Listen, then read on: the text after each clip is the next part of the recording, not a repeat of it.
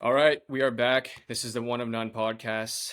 I am one of your hosts, Dr. Andrew Ganung, I'm your other host, Dr. Jonah Casella.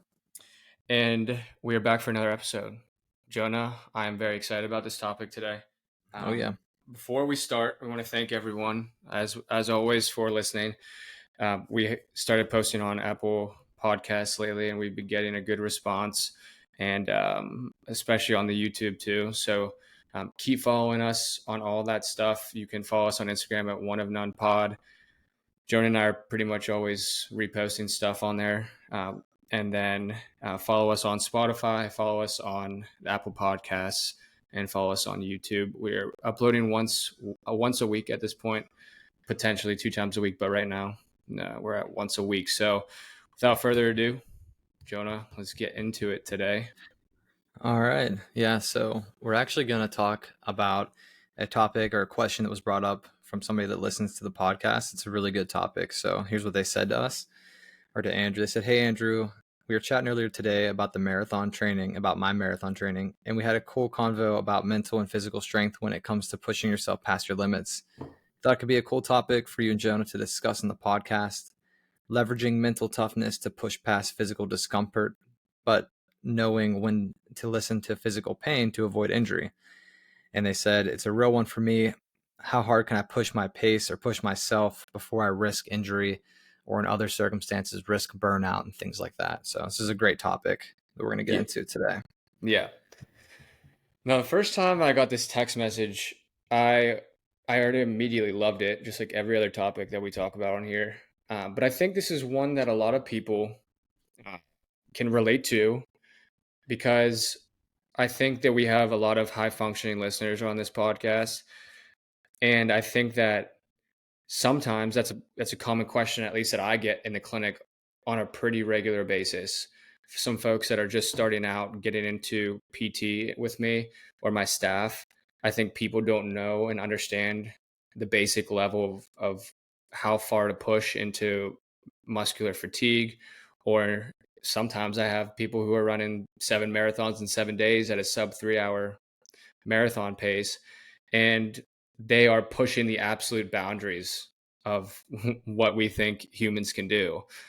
So I think it's a great topic that we can all relate to, whether you're just starting out in the gym and you're trying to understand what's normal and what's not normal.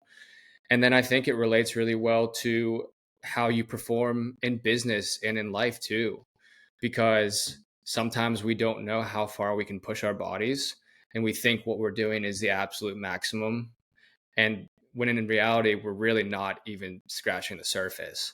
So Yeah, Joni, not you want to even hop in close. and kind of like Not talk even close a about lot of that? times. Yeah. Yeah. Yeah, definitely. Our bodies physically and our minds mentally are way stronger than we realize that they are in most circumstances. And yeah, so we're going to talk about how to push mentally and physically to your limits without risking injury, risking burnout, those sorts of things, because that can definitely set you back. There's a difference between not being super experienced in the gym and thinking you're mentally tough and throwing weight around and hurting yourself, and doing it with a lot of knowledge, knowing the form and technique, and pushing your absolute limits in a safe way. And also just being mentally tough, and why that's so important, and not just when you're trying to run a marathon or bench 300 pounds, but in your everyday life and how that affects you just from day to day. Yeah. Yeah. And this is what I do for a living. This is my wheelhouse. So I help people move without being in pain, whether you're talking about a 80-year-old woman who wants to just walk in less pain or bend over in less pain, or some of these people like I mentioned earlier that are running crazy endurance races, or doing whatever they're doing on a day-to-day basis and pushing their body every single day. So let's talk physically first. For those listening out there who are more of the experienced weightlifters or runners or whatever the case is, there is you have to be able to understand what you're doing prior to trying to do something like a crazy feat. Like if you want to run a marathon, you're not going to run a marathon the first time you run in a year and a half. That's stupid, straight up. So same thing with benching. You're not going to go and try and bench 315 when you haven't benched anything in 5 years. So there is working up to it, and I think we all understand that. Um, you have to start small and then build. We talk about compounding again every single week, and it's the same thing in the gym or in any type of endurance feat that you're trying to complete. It's you have to build up your capacity, your muscular and muscular endurance and your capacity physically to be able to adapt to those types of environments that you're exposing yourself to in those feats. Um, and so that's like the basic premise of that. Now, when you are enduring those types of things, like running a marathon like Jonah did, or you're trying to move a lot of weight, like 455 pounds, like I did, you have to be able to understand that you have to get past the mental barriers that could potentially be limiting your physical success. So I think, Jonah, you can talk about this when you're at mile 16 and the suck starts to really suck. You're physically able to do it. You have built up your capacity because in your training you were smart and you trained up to 22, 23 miles, 24 miles. I don't remember what you finished at. What was the last? 20. Okay, so even less. Yeah. So you built up to 20, but you knew you could do it. And if it meant you Yeah. slowed down your pace or something or your cadence, you were able to still achieve 26 miles.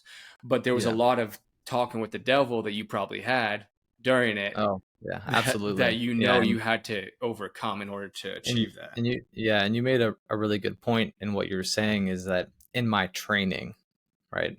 And just like Andrew was saying, you know, just to give you background on this, I ran a marathon in May of this year, and I trained in 3 months to run it, which is a short amount of time to train for a marathon. And that was after not running since undergrad 4.5 years prior. So, you know, I had to start really slow, really small, running just a few miles. And that was hard. Even just stepping into that and running a few miles after not running ever, running at like a 10-minute pace was mentally and physically very, very hard. So yeah, you have to build that up and you start small, and even that sucks a lot of times, and you build it up over time until you're getting close to race day, or whatever you're doing, and you're putting in 20 miles.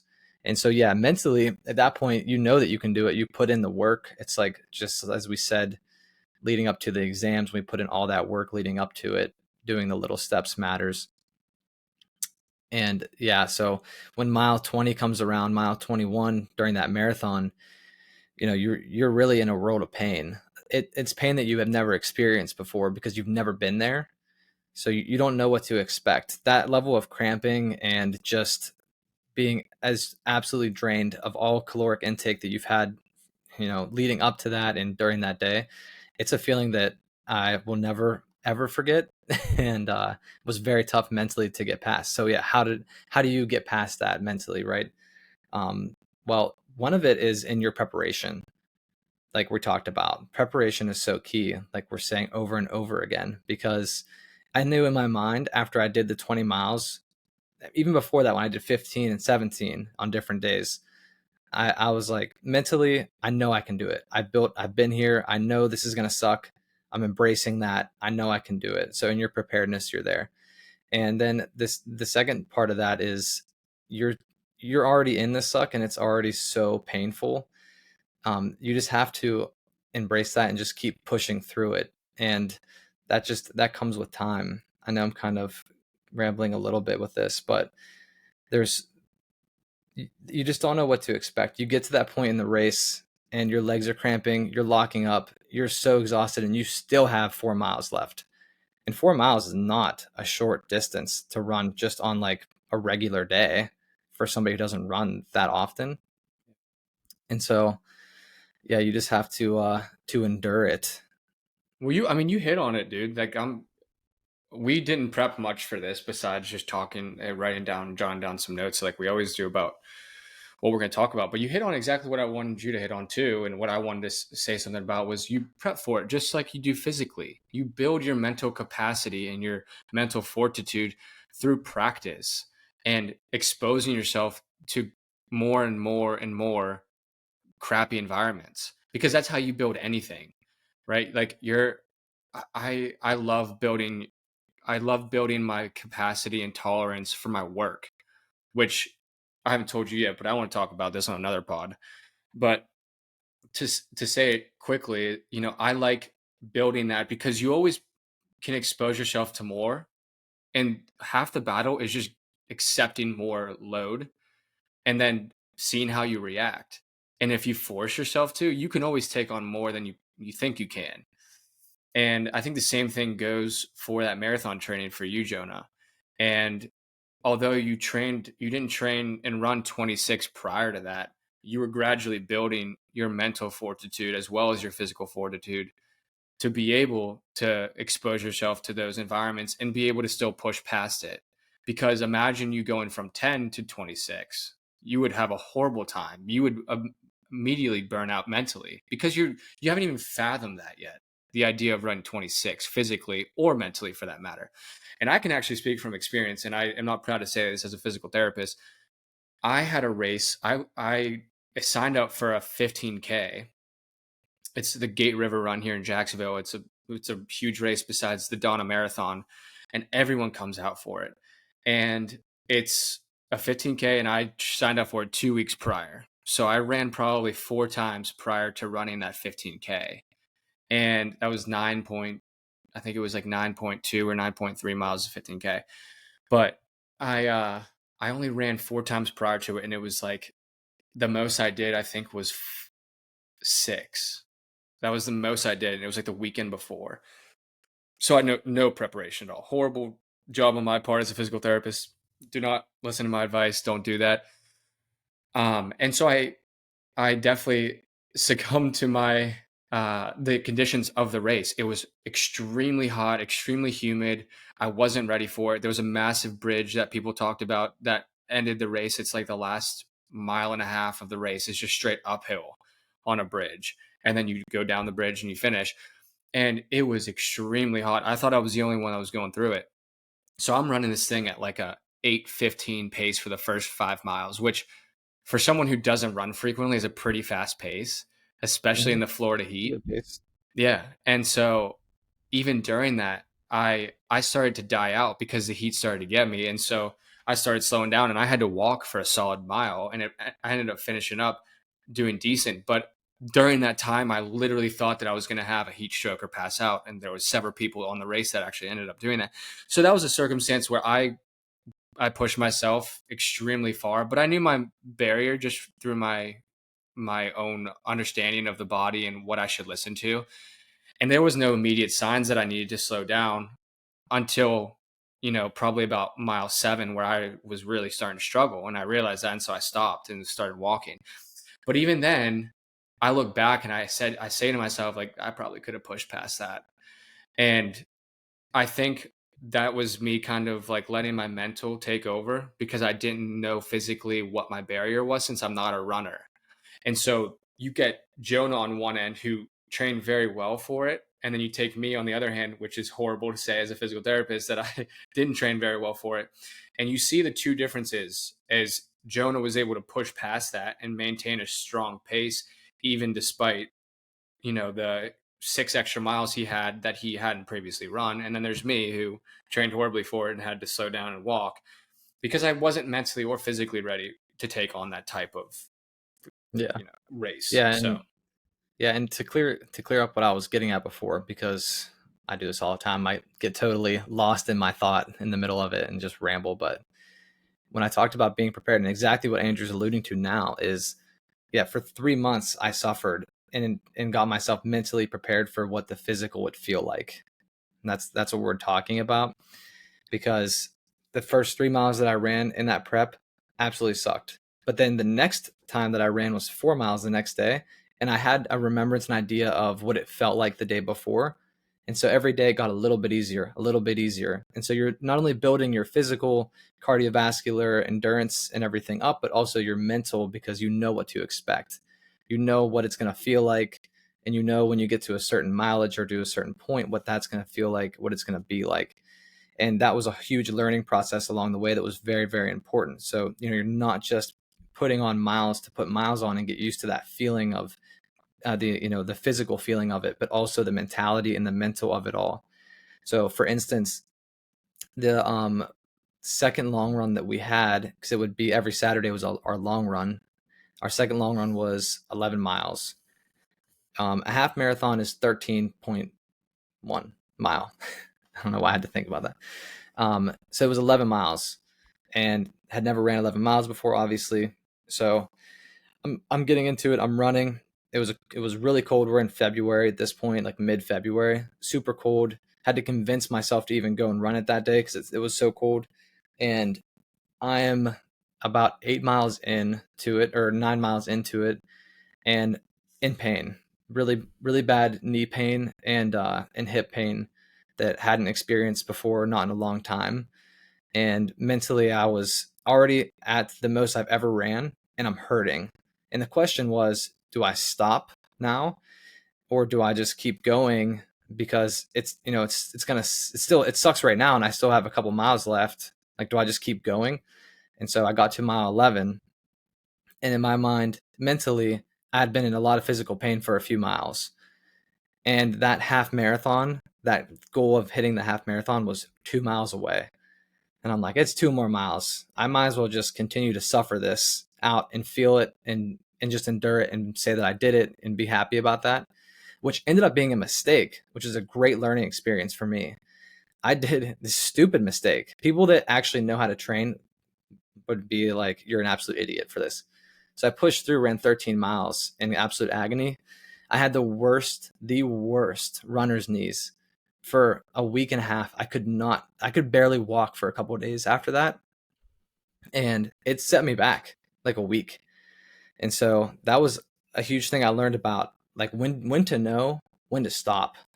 When is it no longer worth pushing the limit physically because it's going to set you back? It set me back a week of training when I had only 3 months, which is a short window already. So it was a stupid mistake, but a valuable one because I knew where my limits were physically before I hurt myself. But then I also gained that valuable information on, I know mentally what it's going to be like when I get to this mileage. And that helps you when you're training and when you're doing other things too, because you can start to, when you're running that far of a distance, you want to build up enough mileage where you're not in a great deal of pain at only 13 miles into a marathon. You want to still be feeling pretty good. Yeah. So it was things like that that helped me along the way to develop my mentality and know when to stop and when to keep going. When I knew that I had more because I had pushed that limit before. So we just keep coming back to the same thing, and it's about your preparedness and pushing the boundaries during it. Yeah. I remember that pretty vividly because I I was in the group. We were in the group message together. There was a bunch of Oh guys yeah. that were all training for it, and I had originally said that I was going to likely come back for the Pittsburgh Marathon. And at this point, I was post Gate River run, so I had already experienced all the suck of that, and I was like, "Oh yeah, let's continue to run." So I started running so much after Gate River because I was addicted, and it helped me understand my patients a lot better because I treated a large running population here, and so I started running so much during that time too, Jonah. And around the same time, I was doing 10 miles down at the beach too. And we would all be texting. I would be texting from afar and we'd be like talking and sending Strava screenshots. Remember all that? And we'd Yeah. send each other because it was a great, I mean, we're talking about cultivating a good team and having a small circle. That's what we're talking about is you're And pushing each accountability. other. Yeah. Accountability. Yeah. And that was a good one.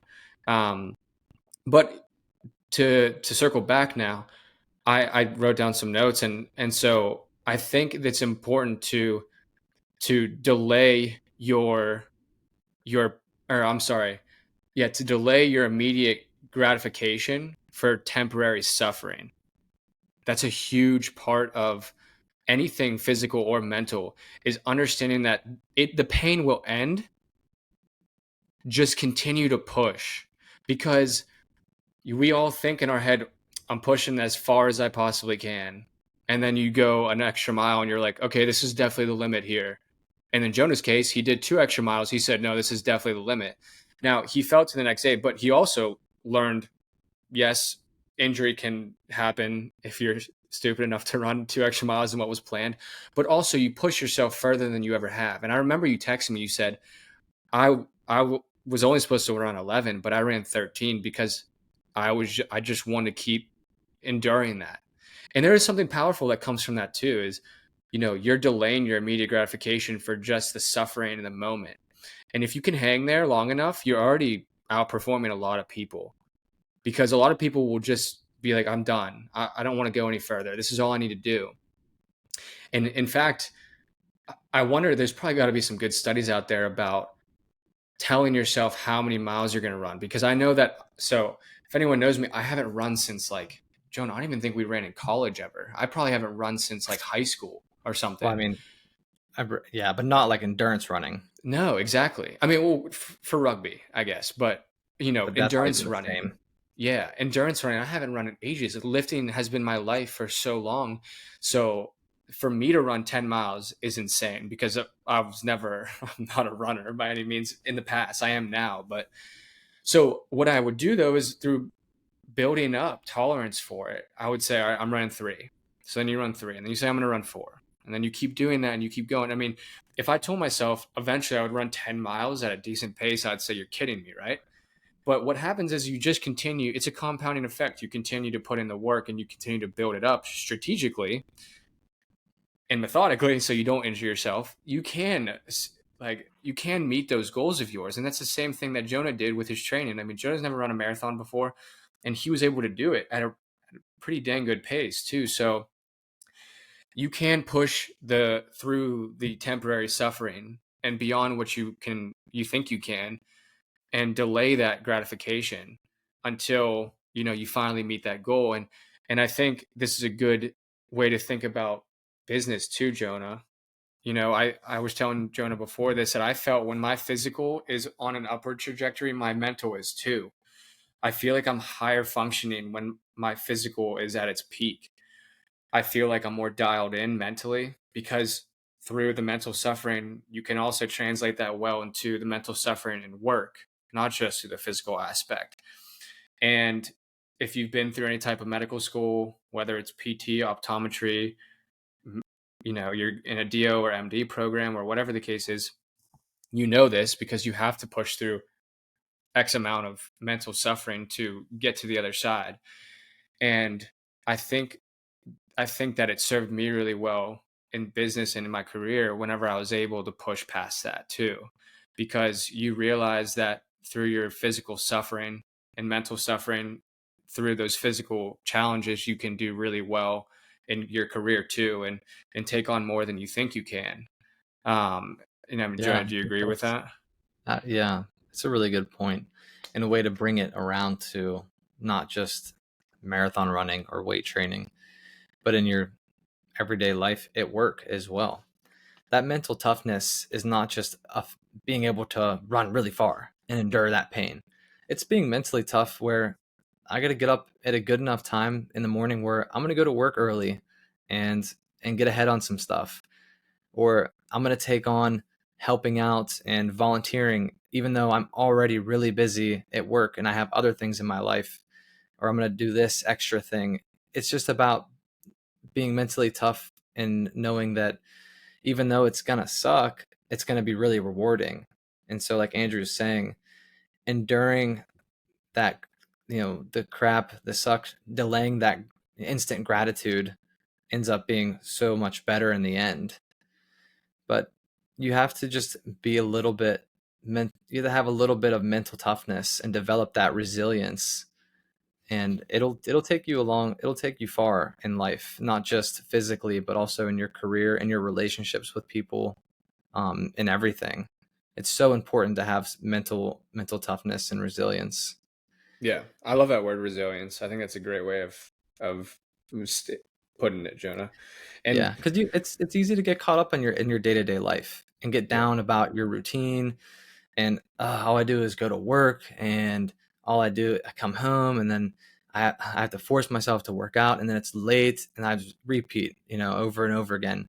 And if you become a little bit mentally weak, and we all do that. We're all there. I'm not saying that you're a weak person for feeling that way, but whenever you start building some mental toughness and you start embracing that schedule and being thankful for it and the other aspects of your life, your days will be so much faster. They'll be so much you'll be so much happier, which is what Andrew's saying too. Like his physical routine and what he does elevates him mentally as well. And so, sorry, my dog's barking. It's not just about the physical. It'll help you in your everyday too. Yeah, I love that, Jonah. And I think I'm going to talk about something I think about kind of selfishly that I think I know that you do too, Jonah, because you and I are cut from the same cloth in this. And we used to think this way in college and even through all of the school that we had. There's some, something in my mind that kind of just makes me happy when I know that I am doing more and working harder than my competitor. And that's how I leverage myself mentally too and physically. Because and I don't know, for some reason I just love the idea of getting up early and I like that's something that I turned myself into whenever I was in college, and I think Jonah you're to blame for that too, I think, or thank, either or. But there was something sick about us that I don't know if sick's the right word, but there was something about us that just made us so much more motivated knowing that there was no one else putting in that work that we were. So Yeah. whether it was staying up late and getting the extra work done or getting up early before everyone else did and being and doing more than what they were. And that's another way to leverage yourself. And so I think how I'm going to tie this back into what we're talking about is pushing past the mental barriers. That's something that I use to push past the mental barriers. When you don't feel like doing something and you feel like just taking the easier route, I think about, well, so and so would probably be sitting at home right now, not doing anything. They're probably relaxing, watching some TV, you know, doing whatever they want to do in their downtime instead of getting their butt off the couch and going in the gym. So I'm going to get up there and go. And who knows if they're doing that? I don't even, it wasn't about whether they were actually doing that, but I told myself that they were sitting on their couch being lazy. And I would do that when I get up in the morning too. Say, I want to outcompete the person. And maybe they're just a good friend. Maybe they're just someone that motivates the life out of you. And you're like, all right, well, he's going to be up at 5, so I got to get up at 4:30. And then you start to really buckle down in what you're doing. And that's how I leverage myself when I am in mental suffering, if you will, suffering. I think about that. I think about the people who don't want to put in the work, or people who are maybe putting in the work and I know I need to outwork them. I think about that with you, Jonah. I mean, you're someone who motivates the crap out of me. And I think to myself, Jonah's definitely getting his stuff in. Like yesterday, you hit a workout and then you did a run after. And I was like, I lost yesterday. I did not get my run in. And I have a race coming up too. And I was bummed because I know in the back of my mind, I was like, I need to go for a run. And I didn't end up doing it. And so that was an example of where I should have leveraged that Jonah's motivation and Jonah's habits to help me get out there and get after it, but I didn't. And so typically when I think about when I'm on a long run or if I'm doing something in the gym and it's super early in the morning, I think to myself, my competitor's at home sleeping right now. I'm in the right place, get it done and get out. And you're already starting your day off on a Yeah. great foot, you know? Yeah, and So it's funny because I do the same thing with you all the time. It's like we yeah. talked about this. It's like I know Andrew's getting a workout in. On the weekends is when I feel the worst because our weekends are always so busy, and I'm like, I know Andrew is working out today. I'm like, I fucking hate that guy so much. Yeah, It's it's good like to have I'm getting people up. like that Yeah. in your life. It's so important too. Yeah, But I dude. had some things too that I wrote down. Speaking of that, like resilient mindset, like it's all about like how to be resilient, right? So that's what we're talking about. One thing I love is that iron sharpens iron, right? And how I want to relate that to this is doing things that are hard knowing it's going to be difficult mentally and or physically will help you develop that resilient mindset and attitude. So going into an activity knowing that it's so important to do this. If you want to build mental toughness and or physical toughness, going into an activity that you know is going to be hard, that you don't necessarily want to do, but knowing that afterwards you're going to be much better off, you're going to be have much more mental toughness and resilience is so important.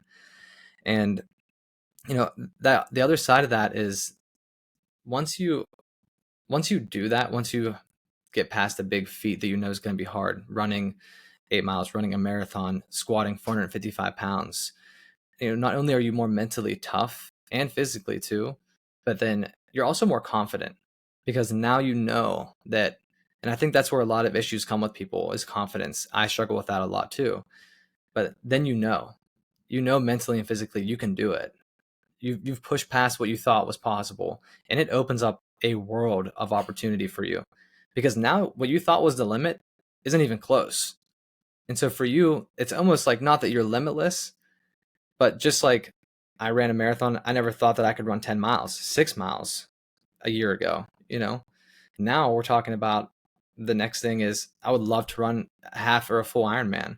Or Andrew and I were just talking about he's bringing up running 100 miles, doing a 100-mile race. Now it's over the course of a few days, but still, it just blows the top off of things for you. So having that, it helps you, it gives you confidence in yourself and your abilities, and that leaks into all other aspects of your life too, as well. Yeah. It's a domino effect. When you shelter yourself from difficult activities or challenges like that, it's only going to deplete your confidence. It's only going to weaken you mentally and physically. It's going to hinder the chance of you progressing in life in any way. You can't be the one that just doesn't do it because, oh, that seems kind of difficult. I'm really comfortable in my comfort zone right here on the couch watching TV. Why would I go out and run 3 miles? Why would I do that? You can't have that mindset if you want to be successful in any capacity. If you want to be successful in watching TV, then yeah, you're going to be good. But in anything else, it's not going to translate very well. Yeah. And you know what's great about building mental toughness and increasing your mental fortitude? You don't have to have talent to do it. You do not have to be the fastest. You do not have to be the strongest person out there. You do not even have to be the skinniest, the lightest, the biggest person. You can build your mental fortitude with no talent whatsoever. And you can outperform so many people just by being consistent and building up that tolerance. Do you think these people running 100-mile races are running them at a 6-minute pace? No, they're not doing that. Well, maybe there's probably some people out there that are crazy enough to do that. But half the people, do you think what's more important here, Jonah? Seeing your name and seeing finish next to it, or not seeing your name at all on the finish sheet? It doesn't matter how long it takes you to do it, but just getting it done is what's important. So if you and I run a 100-mile race and I don't finish and I try and run it at a 6-minute pace, but you try and just run it at a 10 to 15-minute pace and you finish and I don't, what's more impressive? You finishing. I'll answer that question for you. Because it doesn't matter. You don't have to have all of the talent or the smarts or the parents that helped you raise you a certain way, or no matter any circumstance, doesn't matter. You can outperform people just by increasing your mental fortitude and your willingness to succeed. And that's a huge part of being a successful human being too. And whatever success means to you, it doesn't matter, but that's what's, I think, rewarding to me. And I think that's what's rewarding to you. And I might not be the best physical therapist, but I have people that know that I care about them. And I think the same thing for you, Jonah. And that's what matters is we get people better because we care. It's not about the numbers. It's not about how much we make financially. It's not about how many accolades we have. What matters is we care about getting people better, and we want to continue to do that. And we'll push the mental barrier as far as we can to help as many people. And whatever that means, whether it's in our career, whether it's on this podcast, whatever the case is. And just know that whatever you're going through right now is so important to build you into the person that you want to become and the person that you want to be. It's all necessary. So when you think that it's not necessary, it 100% is.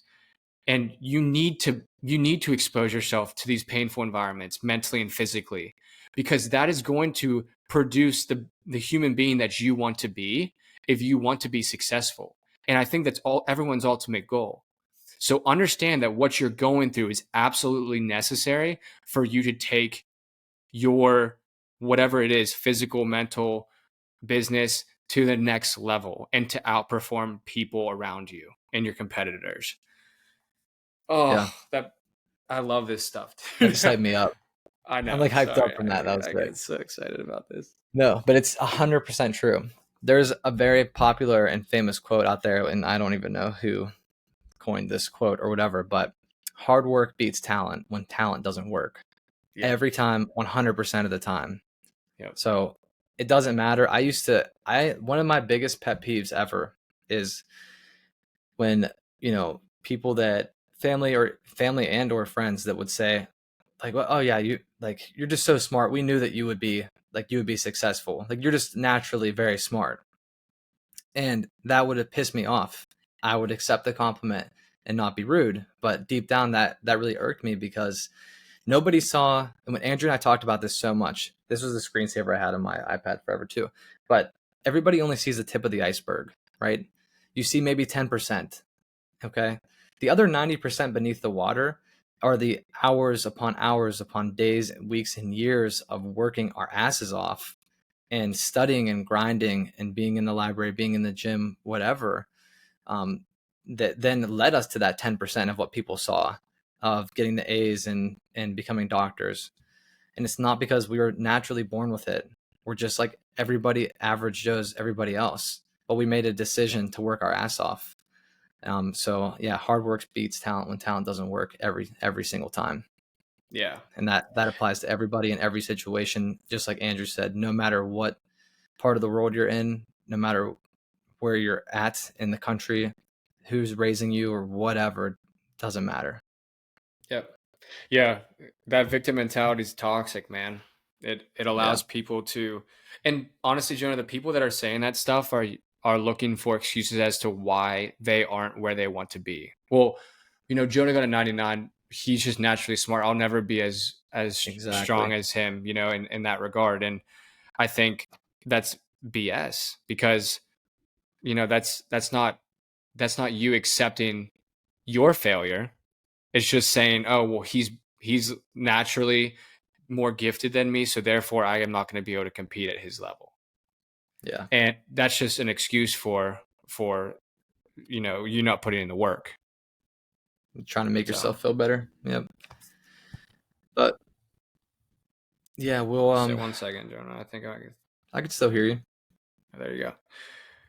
But yeah, I don't But know. I think it's just important to know that, and that victim mentality is a toxic one. so yeah, we'll probably start wrapping things up here. Yeah. I would assume. Yep. Um, But I think it was a great topic. I love this stuff so much. It's awesome for us to talk about because it's something that everyone experiences, I think, throughout their life. And that's the goal of this pod, is to give you topics that can relate to you, whether you're in business or physical or mental strengthening. I think that's everyone's goal, is to be super successful. And if you can learn these habits and mindsets to help leverage yourself against your competitors, you're going to definitely start to build extreme tolerance to mental and physical challenges that you experience throughout your life. And we hope this was super productive for you. We love talking about it, as you can probably understand. yeah, it's a very So passionate topic for us. yeah. So I think we should wrap it up there. But Yeah, um, it was great talking, Jonah. Obviously, yeah. always good talking to you, especially over this. So As be on the always, lookout. Yeah, yeah. Be on the lookout for upcoming pods. We'll get another one coming out probably next Tuesday. Tuesday seems to be the day that we're putting these things out. So um, we Yeah. also just put on our Instagram that we are looking for topics that y'all want to hear too. So be sure to follow the Instagram and respond to us because we want to know how we're doing. We want to improve the experience for everyone here, and so um, let us know what y'all want to hear. We can make it happen. We could talk about it. Obviously, if it fits, if it fits what we want our listeners to hear too. So we're definitely on board with it. Yeah.